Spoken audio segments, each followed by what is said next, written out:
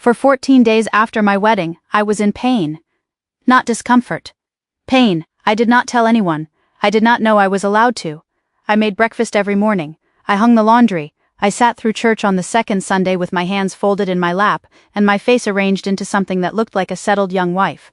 On day 14, I sat on the edge of the bathtub and looked at what I was seeing, and I thought, this cannot be normal. And then I thought, but who would I ask? My mother had given me 7 words before my wedding. My mother-in-law had given me a jar of salve and said nothing. The women at church spoke around bodies the way you speak around a sleeping child. Carefully, in lowered voices, about anything else. I had no doctor, I had no phone. I had no language for what was happening to me. And my husband, a man who was not cruel, a man who worked hard and provided and believed he was doing right. My husband thought it was normal, because no one had told him either. My name is Hannah. I was raised Old Order Amish in Holmes County, Ohio. I married at 19. I left at 28. I have been speaking publicly about what I lived through for 2 years now, and this video is one of the hardest I have made. I am telling this story because I have received hundreds of messages from women, Amish, former Amish, and women from other closed communities who described versions of the same 14 days. Who bled and said nothing. Who hurt and kept making breakfast. Who did not know that what was happening to their body was something they were permitted to name. I want to be careful. I want to be precise.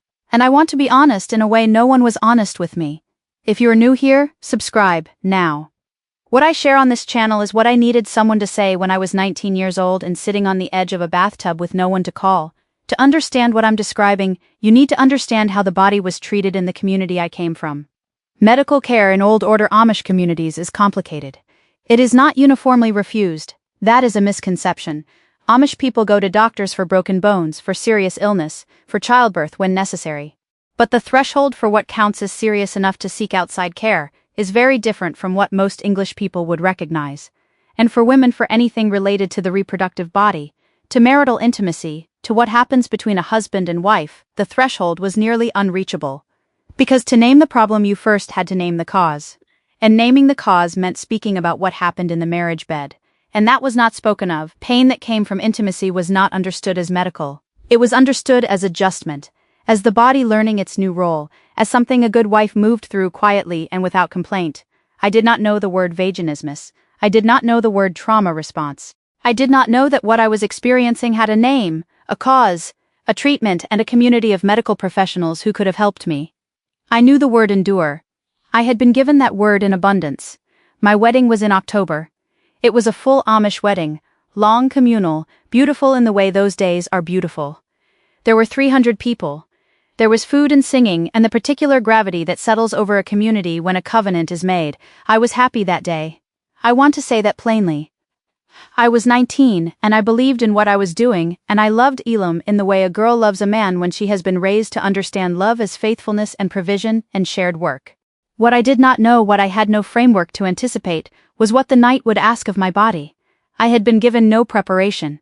Not physiological, not emotional, not practical. I had been given submission language and silence and a jar of salve from my mother-in-law that she handed to me without explanation or eye contact, and I did not know what it was for until it was too late to ask. The first night was painful in a way I had not been told to expect. I told myself this was normal. I told myself my body was adjusting. I told myself by morning it would have settled. By morning it had not settled. I will tell you what those 14 days looked like from the outside, and then I will tell you what they looked like from the inside. From the outside, a functioning young wife. House clean, meals made, face composed, attending church. Greeting neighbors, answering questions about the wedding with the correct expressions of gratitude and joy. From the inside, pain that did not stop, bleeding that continued beyond what I had been told to expect from the fragments of knowledge I had gathered. A body that had become a place I did not recognize. A private terror I had no words to speak and no person to speak them to. Each night I made the same calculation, that refusing was not an option I had been given, that a good wife did not refuse, that whatever my body was experiencing was secondary to what my role required. I did not know I was making a choice. I thought I was simply being a wife. That is the thing about a system that removes your language. You do not experience yourself as someone who has been silenced. You experience yourself as someone who simply has nothing to say. I need to speak about Elam here, because this story is not complete without his side of it. Elam was not a violent man. He was not a man who took pleasure in causing harm. He was a 22-year-old who had been raised in the same silence I had been raised in, with the addition of headship, with the addition of entitlement dressed as covenant. He had been taught that a husband's marital rights were God-ordained. He had been taught that a wife's duty was to receive. He had not been taught to ask. He had not been taught that pain was information he was responsible for seeking out. He had not been taught that his wife's body had an interior experience that was relevant to his actions. When I finally said quietly, on the 4th day, that I was hurting, he was quiet for a moment, and then he said, "It will pass." My father said the same thing happened with my mother. He believed he was reassuring me. He had been handed his father's silence the same way I had been handed my mother's. And in that silence, passed from father to son like an inheritance, was the assumption that a wife's pain during the adjustment period was ordinary, expected. Not a medical concern, not a reason to stop. I'm not telling you this to excuse him. I am telling you this because the harm was produced by two people who had both been given nothing, and one of them had been given authority over the other. Here's what I believe now, after speaking to many women from my community and communities like it. The older women knew, not all of them, not every detail of my particular situation, but they knew that young brides hurt. They knew that the first weeks of marriage were physically difficult for women who had arrived completely unprepared. They knew because they had been those women. They knew because their daughters had been those women. They knew because it had been happening, unremarked and unaddressed, for generations. And the knowledge was held in silence because speaking it would have required acknowledging it. And acknowledging it would have required asking why. And asking why would have led, eventually, to the question that the system could not survive. Whether a wife's pain was acceptable collateral in the service of a husband's covenant rights. That question was never asked. So the knowledge stayed where knowledge stays when it is too dangerous to speak, in the sideways warnings, in the salve handed without explanation, in the brief touch on a young bride's arm that communicated something that could not be said aloud. On the 12th day, a woman I will call Miriam came to help me with washing. Miriam was 60-something. She had been married 40 years. She had buried 2 children and raised 6. She was a woman who moved through difficulty the way water moves, finding the path without announcing it. We worked at the wash line for an hour without speaking, and then she said, while unpinning a sheet and not looking at me, "There is something called witch hazel. It helps the body heal. You can get it at the drugstore in town. You could ask your husband to fetch it and say it is for your hands." She moved to the next sheet. She did not say why I might need it. She did not ask if I was hurting. She did not name what she had noticed in the way I was moving, or the color of my face, or the particular careful way I had been sitting at church. She handed me a practical solution wrapped in plausible cover, passed without eye contact, in the only way it was safe to pass it. That was care. In the only form the system permitted. It should not have been the only form available, but it was what she had, and she gave it. On day 14, I sat on the edge of the bathtub, and something shifted in me, not dramatically. Not with tears or resolve, or a moment of clarity the way it happens in stories, just a quiet, cold recognition. I thought, if I do not tell someone, no one will know, and if no one knows, this will continue.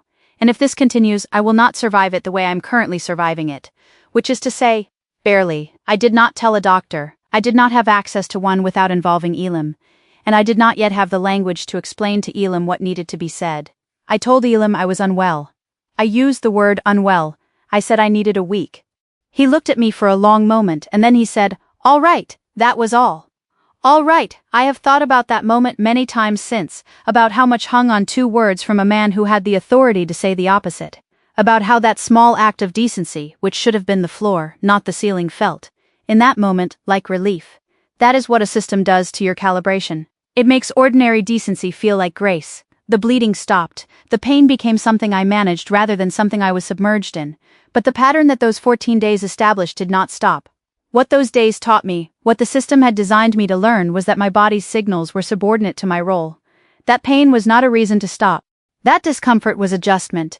That a good wife found a way to manage what her body was telling her and presented a smooth face to the world. I carried that lesson for years. It shaped how I understood my pregnancies. It shaped how I understood illness. It shaped how I understood my own interior experience, as secondary, as relevant only when it threatened my ability to function. A therapist once asked me, "When did you learn that your body's signals were not trustworthy information?" I did not have to think about the answer. I said, 14 days after my wedding. When I described those 14 days to my therapist, years later in a small office far from Holmes County, she listened without interrupting.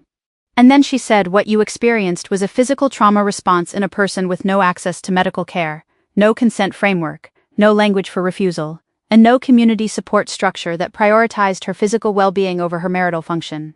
She said, "The bleeding was your body's way of signaling that something was wrong. And you were in a system that had specifically removed every channel through which that signal could be heard and acted on. Every channel removed. That is what I want you to understand. It was not neglect in the ordinary sense. It was not that no one cared. It was that the system had deliberately, not cruelly, but deliberately closed every door through which a young woman's physical distress could become a problem that needed solving. Because solving it would have required naming it, and naming it would have disrupted the silence. And the silence was load-bearing. My mother-in-law handed me that jar of salve without words. I believe now that she knew exactly why I might need it. I believe she had needed it herself. I believe the wordlessness of the gesture was not indifference, but the only form of care the system had permitted her to develop. My mother gave me 7 words and a loaf of bread rising on the counter. She had been given fewer. Elam told me it would pass because his father had told him the same. The information traveled, father to son, mother to daughter, stripped of everything that might have made it useful, carrying only the instruction to endure. The system produced this, not the people. That is not an excuse for the people. Adults make choices inside systems, and some of those choices cause harm. But understanding where the architecture came from is the only way to stop building it. This is an Amish story. But I know it is not only an Amish story. If you were raised in a community, religious, cultural, or familial, where your body's pain was treated as secondary to your role, then you know something of what I am describing. If you ever hurt and stayed silent because you did not know you were allowed to speak, because there was no one to tell, because naming the cause would have required naming something the community had declared unnameable, then this story is for you. If you ever made breakfast while you were bleeding, because that is what the role required, I see you. You were not strong for enduring it. You were failed by every person and system that should have prepared you, protected you, and made sure you knew that your pain was not acceptable collateral. You were not weak. The framework was wrong. Not you. I want to name Miriam. Not her real name, but Miriam. If you hear this, the witch Hazel helped. I know you knew it would. I know you had been where I was standing. I know the sheet you were unpinning gave you something to look at, so you did not have to watch me receive what you were handing me. What you gave me was small and practical and wrapped in cover. It was also an act of love inside a system that had almost no room for it. I remember you. Your pain is not adjustment. Your body is not a covenant obligation. The bleeding was real. The silence around it was constructed. You were allowed to say it hurt. You were always allowed. The system just made sure you didn't know that. Now you do. If this video reached something in you, leave a comment. 1 word is enough. You do not have to explain yourself to be witnessed here. There are things I cannot say fully on this platform. The written version, what I call the ordnung they never wrote down, goes further. The link is below. Subscribe. The next video is about what the Amish church tells a woman when she becomes pregnant, and what her husband is still permitted to expect from her body. It is a harder story. I'm going to tell it. I will see you there.